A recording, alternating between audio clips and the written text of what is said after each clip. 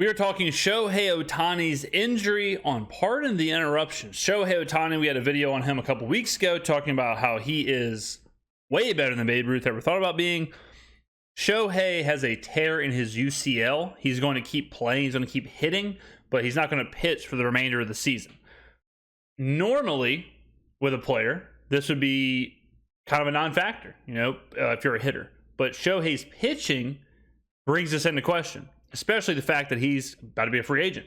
So what does this do for his value? This is a very interesting situation now, because if you're a team and you're looking to get Shohei Ohtani and he's got a tear in his UCL, you have to wonder, he's already had Tommy John surgery once. You have to wonder, are you getting just a hitter, or are you getting the Shohei Ohtani who's leading the league in home runs and trying to win the Cy Young?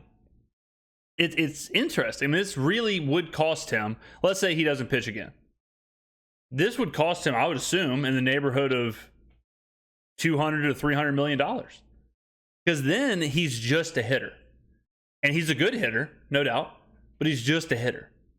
So his value all of a sudden goes from $700 million to $300 million. Whatever, an Aaron Judge or a prime Mike Trout would get. It changes everything. It could not come at a worse time for Shohei, and it really just again shows how bad this whole thing was for the Angels. I agree, they should not have traded Shohei, but now, like, not trading him, then the Angels are whatever on a 10-game. They've been awful since the trade deadline. The Angels are not going to make the playoffs. They're not going to be relevant at all.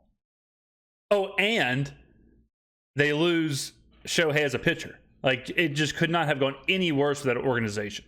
There's no documentaries on me. Welcome to PTI. Tony couldn't make it all the way down to his basement today, so I am joined by our great friend, Mr. Frank Isola. Yeah. Louder in person, right? Yeah. Much People louder. have energy when they come back from vacay.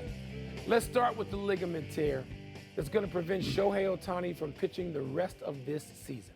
Maybe that whole $500 million, maybe it's not going to go Slowly there. roll a but little. Yeah, it's not going to go there anymore. 300 to 400 million still, because he's a great draw. He's such a unique player. I just wonder. At this point, though, right, he's such a great draw. He's such a unique player. He isn't a unique player if he doesn't pitch. If he doesn't pitch, he's not unique at all. If he doesn't pitch, he's Kyle Tucker. He's Aaron Judge. He's Ronald Acuna. Not even really. So he's not unique in that situation. He's Julio Rodriguez. We have a bunch of that. If he's just a hitter, he's sweet. He's really, really, really good, no doubt about it. But we've got a bunch of sweet, really, really, really good hitters.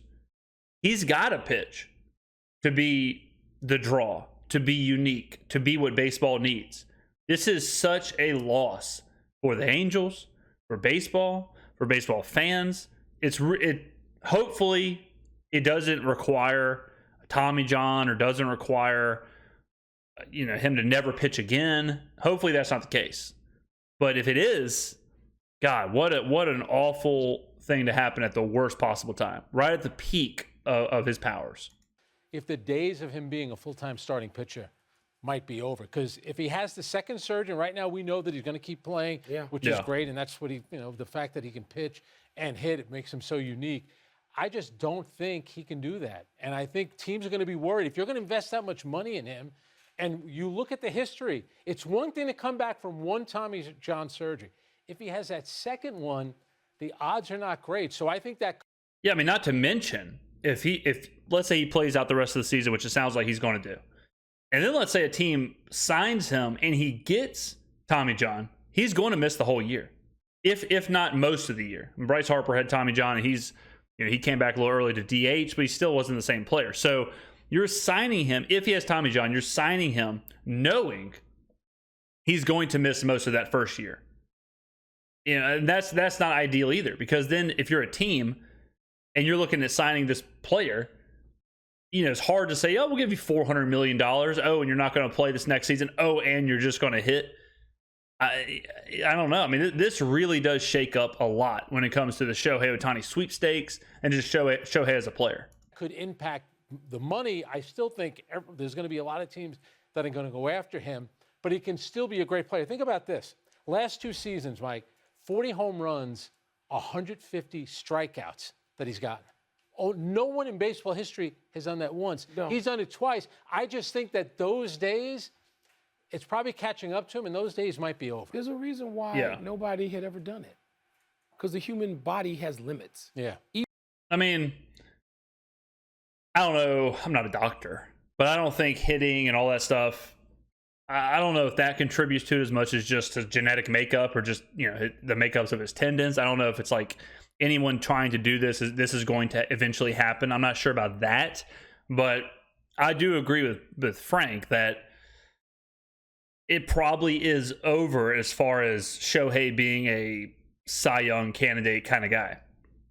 And transparency, everyone knows on this channel, I had a ticket for Shohei to win the Cy Young, to win the AL Cy Young. And I think we were in a great position. We were in a great position up until this injury for him to win that Cy Young. So it's just brutal to see an injury take away, something so great to watch and so unique and such a talent to see, a UCL pop up is just, it makes me sick.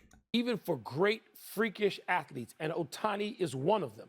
To do it this long is amazing, right? Jaw-dropping. Yep. That's why the fascination. But Frank, the whole time I've been not skeptical of him, but skeptical of how long this could go on. We're talking in Chicago about whether the Cubs, who can afford whatever, should spend $600 million on Ohtani. And I was saying no, because you don't know how long this can last. You get these injuries. The second Tommy John surgery, as a hitter, he is damn valuable. Yep. But you know what this reminds me of? And this is sad. It reminds me of Bo Jackson. I was at the game when Bo Jackson got hurt in Los Angeles in like 1991. Come on, Bo Jackson was doing 2 more dramatically different things than this. Yep. Because they're 2 different sports. To be all pro level, all-star level in baseball and in football was an amazing thing. And you can't do it long because the human body has its limits. And Bo also was the victim of not a sophisticated medical situation. Bo, when he hurt his hip, Bo had the recovery was basically what ended his career. Tua injured the exact same thing, the hip, the exact same injury as Bo Jackson when he was at Alabama. And Tua's recovery was way better. Medicine is just more sophisticated. If Bo would have had that, he would have kept playing. Bo's issue wasn't his body breaking down. It was that medicine and all that stuff hadn't caught up to that injury. That was such a unique injury that they just didn't know how to handle it. So if Bo was playing nowadays, I don't think that would have happened. That's a little fun fact for you. It's not to suggest anything frail about Bo Jackson or Ohtani, other than there's a reason it's never, ever been done. Not for long. And so maybe he can come back as a closer. I hear that speculation. I feel sad. But he's a great player. He's still going to get paid a lot of money. Now, he has a lot of pride. He's a gamer. What if he tells, now he's not going to, it doesn't look like he's going to pitch next year, but what if he were to tell teams, if you're going to sign me, I want to pitch and I want to hit and I want to be.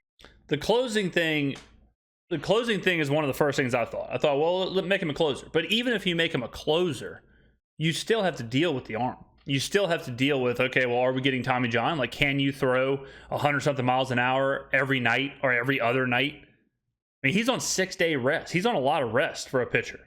So he's pretty taken care of. That's a big, I would argue it's more strain on him to close every night, throw every night with very minimal days off versus, pitching. Like how he's starting right now. I would say it's either the same or maybe even worse.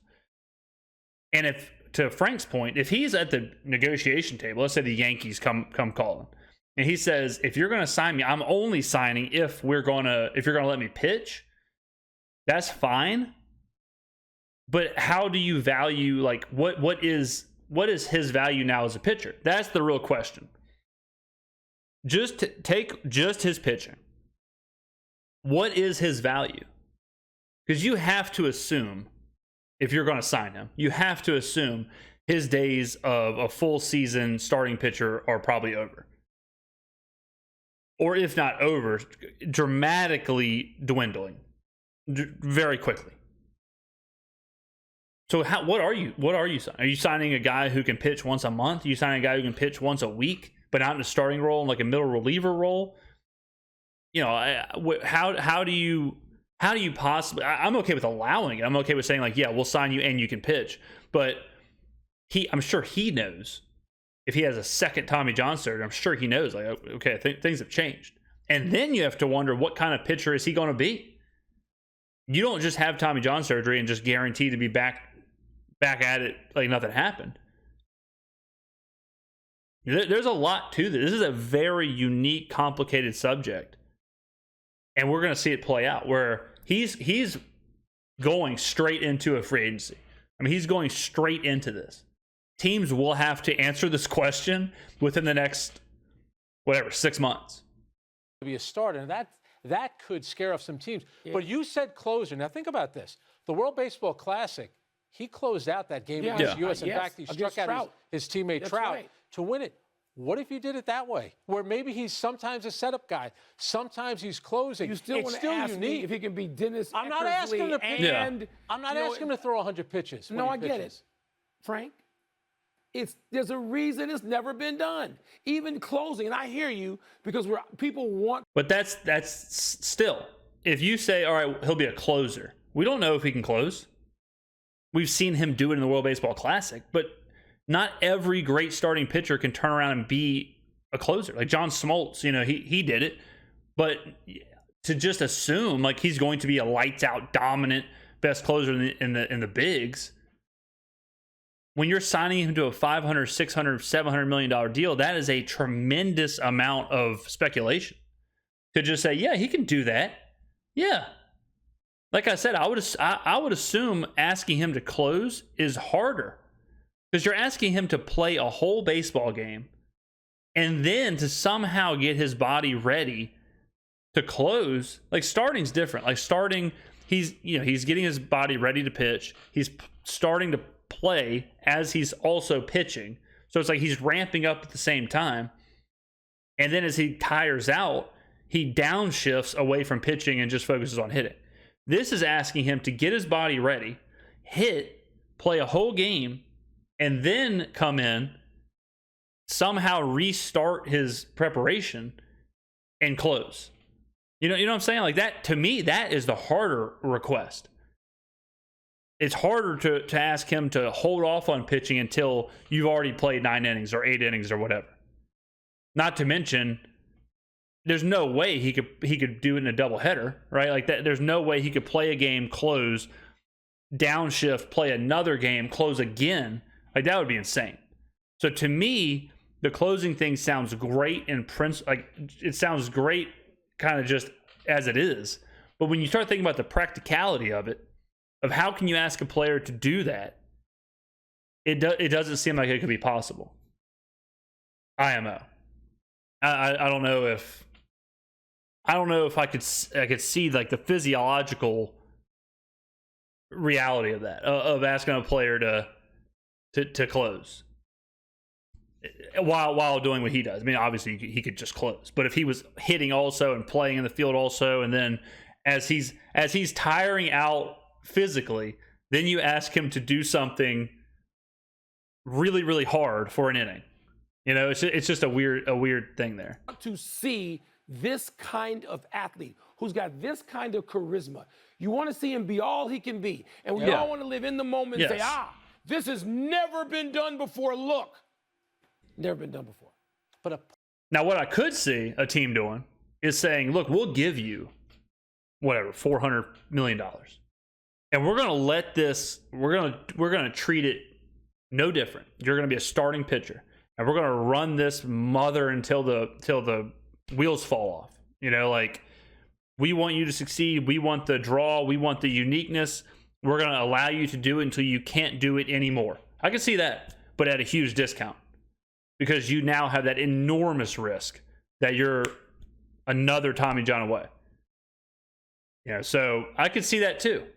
where a team says, you know what, I'll take the risk. I'll take the risk at a discount that we're getting full Ohtani. If the Yankees sign him this offseason and say, you're going to get Tommy John, whatever, you'll hit the back end of the next year, but then the next year we'll go right back to pitching and hitting. I can see that. Part-time, maybe part-time. He's still his ERA is best in the league. If he right can hit now. 50 home runs, I'll take him being a full-time hitter. I'll forget about the rest. Yeah. Not for $600 million. All right. If he's hitting 50 home runs and stealing 20 bases or whatever, like, yeah, of course you would take that as a full-time hitter, but you're not doing that for $600 million. That's the bottom line. If that's the case, again, he's Julio Rodriguez. He's Ronald Acuna. Let me know in the comments what you think, ladies and gentlemen. Will Shohei Ohtani be a full-time starter again? Would you see him transitioning to closing? How would you handle this if you were a team going on free agency? Thank you for watching. I will see you in the next video.